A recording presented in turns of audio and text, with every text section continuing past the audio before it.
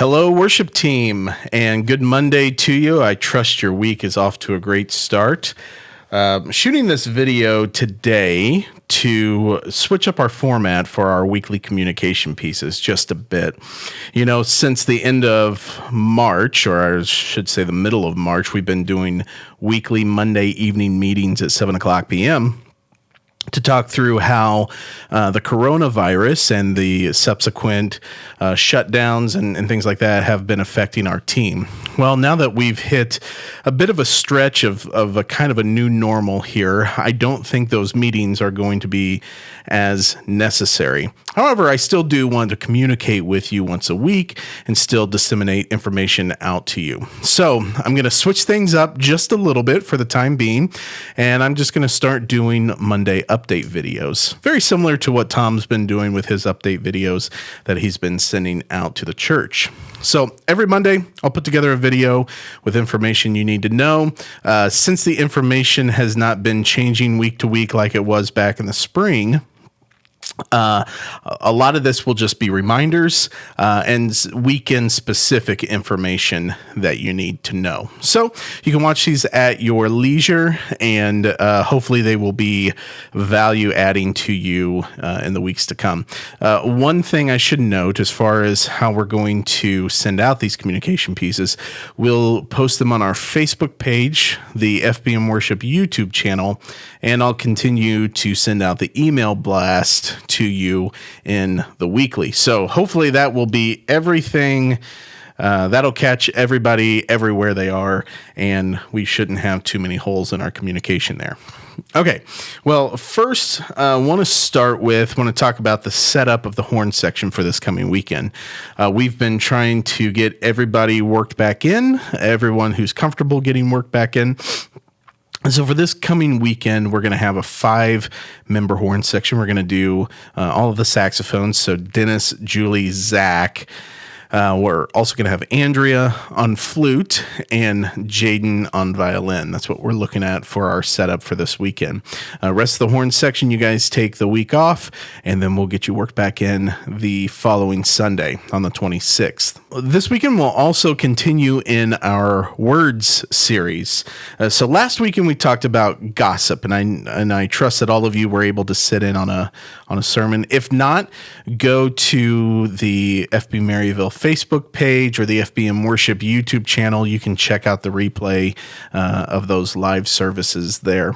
This weekend, while last weekend was kind of about words that lead to death, this weekend is about life-giving words.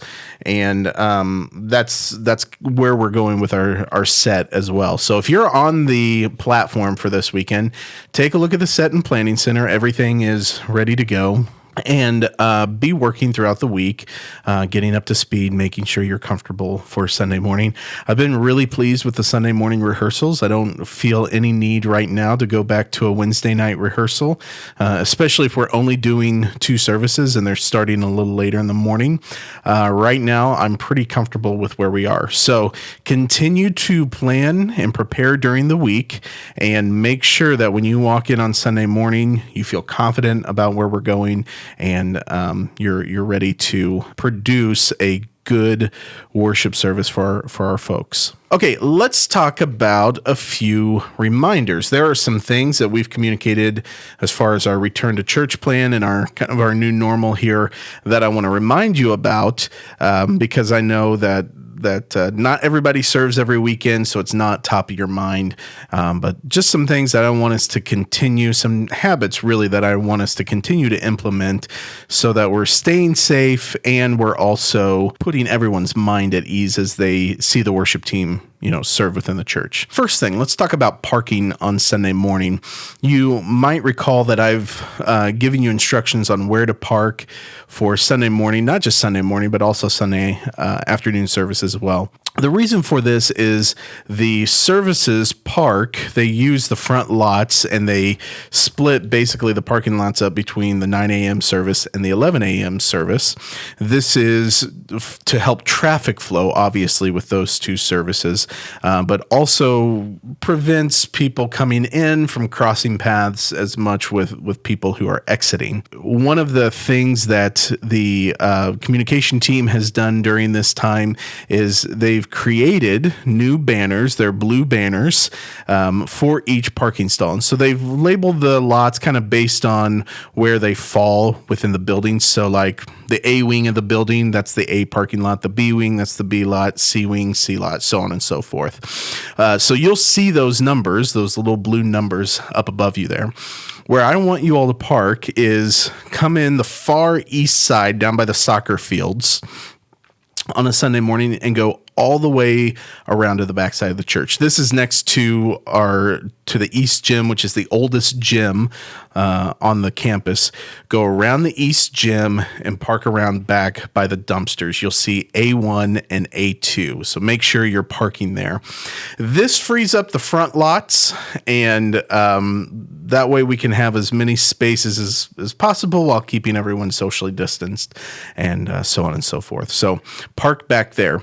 Then once you're parked, come in the door that's just east of backstage. So if you park by the dumpsters, it's going to be the exterior door that's just closest to you there. Don't go up to the patio and try to go in the large activities room. Go to the door that's just as you're facing the patio, just to the left of that. Now, that door will be opened on Sunday mornings. We have it opened at 6 a.m. and it'll stay open until 8:30 a.m. Everyone should be here by that time. That's when we do our production meeting. So 6 a.m. to 8:30 a.m., come in that door right there. If you don't get here by 8:30, well, then just come around the building, have a nice warm walk this time of year, and just come in the front entrance there. For the afternoon team, the door reopens at 3:30 and it closes off at 5 p.m. So that should get you in and out of the building without too much hassle there. Okay, reminder number 2. Let's talk about masks. Masks are one of those preventative measures that we've found to be really effective for us in our return to church plan. So I want to continue to encourage you to wear your mask. Now, as I've tried to create guide rails and parameters around mask wearing, obviously it's easy to run into some contradictions there.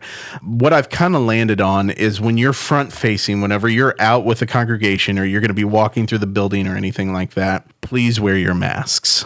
If you're on the platform, if you're backstage, or if you're up in the production booth and everyone who's in that space feels comfortable with it, you can remove your masks at that time. This is really talking about comfort level.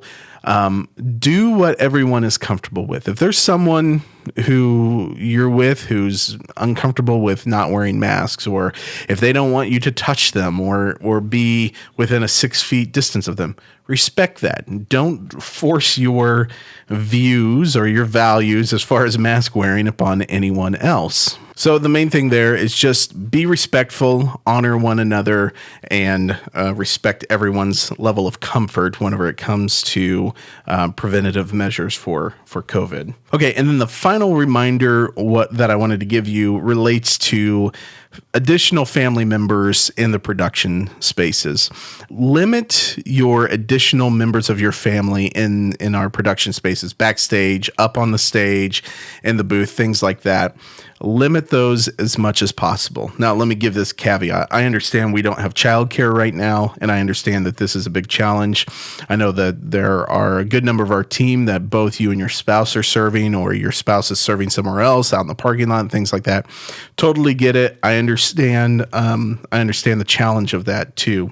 So there's going to be a lot of grace, but whenever you can, make arrangements with family members or your spouse who may not be here, or with other members of the church to watch your kids while you're serving. Now, this is just a temporary measure. Obviously, this is something special for the time that we're in, but just be mindful of that because we're trying to limit numbers as much as possible. We're also trying to protect your children from any accidental exposure that they may have to the virus as well, and vice versa. We're trying to protect our team from any unnecessary exposure to the virus. And so I know it's difficult. I know it's a challenge. Totally understand that. But as much as possible, please limit additional family members in our production spaces for the next few months.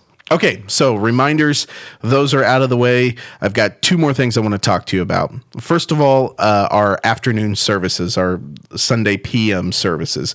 Right now, what we've been doing is we've been using just our staff team. Brendan, Jessica, Sheila, and I are leading those services, and we've been doing more of a sparse instrumentation as far as that's concerned. We've really been enjoying it and are looking forward to continuing to do it. But as additional programming opens up at the church, that's going to take some of us away from being able to do that. And so I want to reach out to you and get those of you who are volunteering on board to start doing some afternoon services. Now, let me give you kind of my thought behind the afternoon services. First of all, I don't want any of you who are doing Sunday morning services to also do Sunday afternoon services.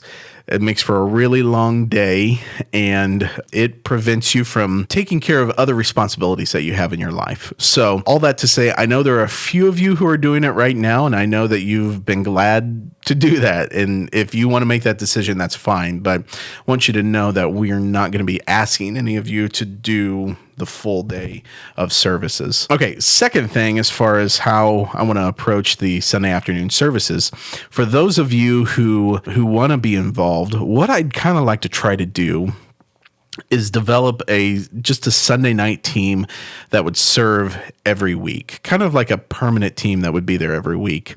And I'd like to do this in kind of quarter rotations throughout the year. So we'd have a team of, the same 5 or 6 musicians and the same, folks behind the scenes and things like that who would just do the afternoon services for a 3-month stint. I know this is a different model than what we've looked at in the past, and it may not work, it may be a complete failure.